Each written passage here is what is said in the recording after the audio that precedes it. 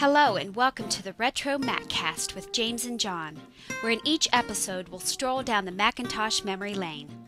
We'll discuss older Macintosh computers, collecting all things related to the Mac and Apple computer, and current topics from the perspective that only a couple of old Mac fans can provide.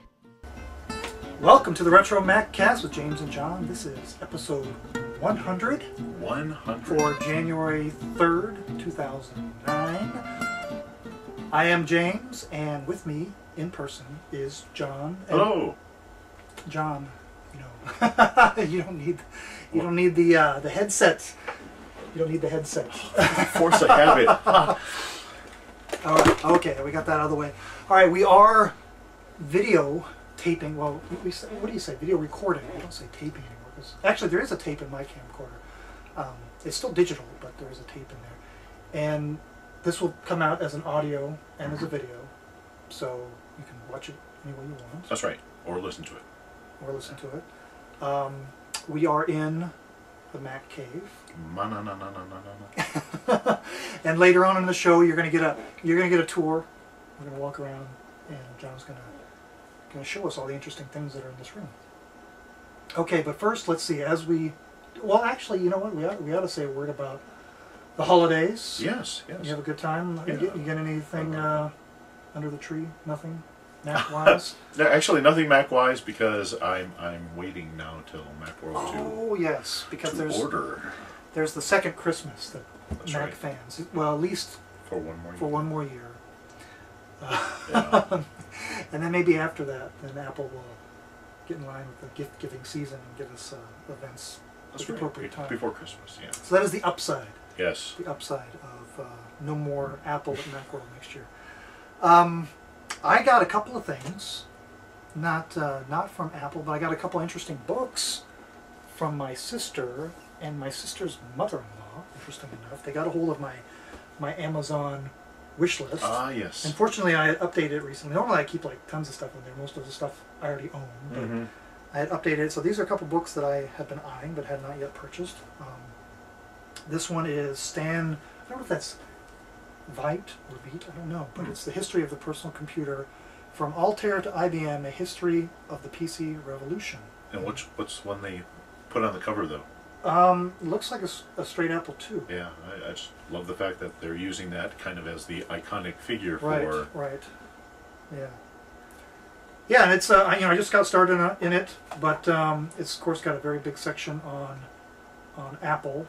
There's a chapter 5 is the early days of Apple computer, and there was some stuff in here that I did not yet know, so that's very nice. But very good if you want to get the context. I mean, we talk about Apple and the Mac here, but there were a lot of other computers going on in those days.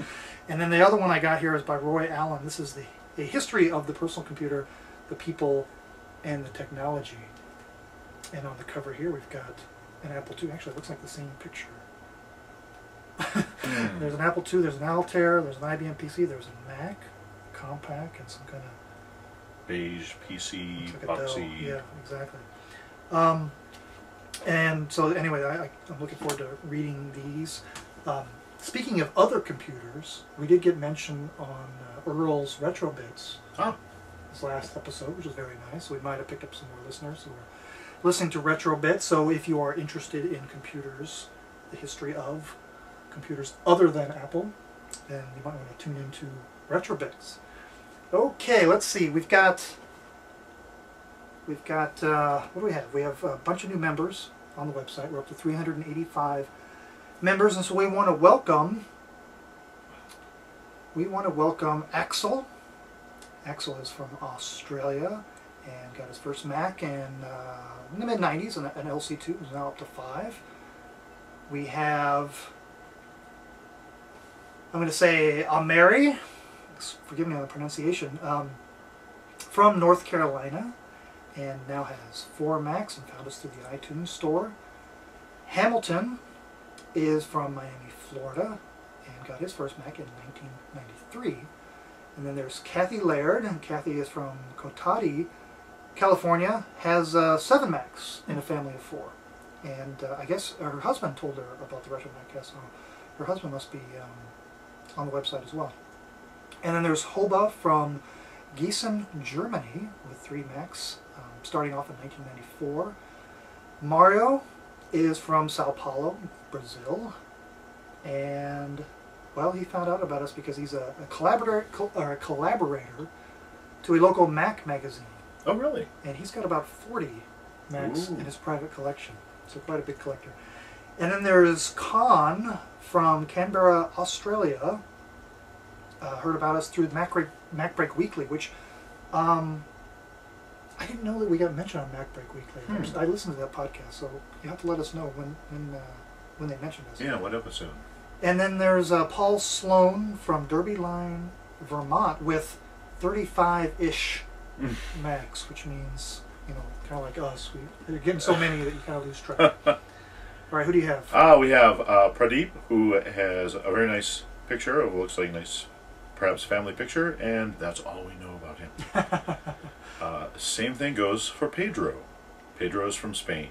At least Pradeep had a picture. Yes. Pedro doesn't even give us that, so Pedro's told us he's from Spain. Yeah. Which is more than Pradeep did. So, here we are.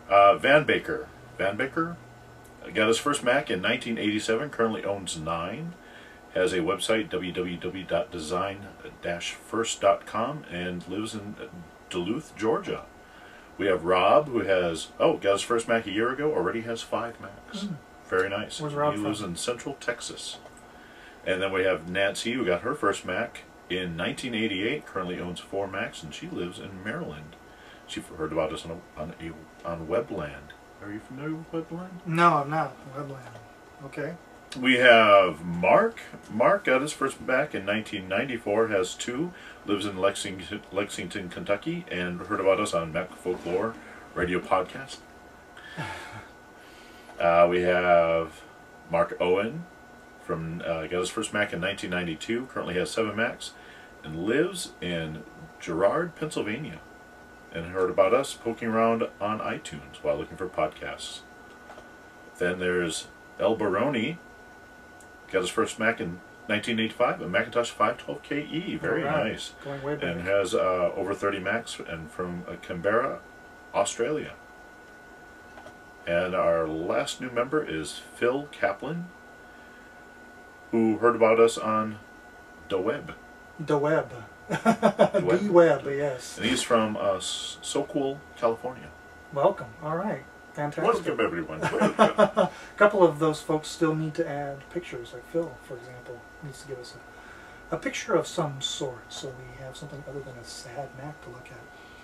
We did get a few more donations in the last few weeks, so thanks to Ray from Baldwin, New York. Now, Ray is remember the gentleman that is doing the Lisa emulator. Oh, yeah. And so thank you, Ray. You can find Thank you for the Lisa emulator, because otherwise I would have never gotten to play with one. You can find the Lisa emulator at lisa.sunder.net. We also got a donation from Hamilton from Miami, Florida, one of our new members this week. And Lloyd from Brisbane, Australia. So thanks, everybody. Thank you. Okay, let's see. Last Thank podcast. you for supporting our sick, twisted habits. Last podcast, on our 99th, we announced the contest.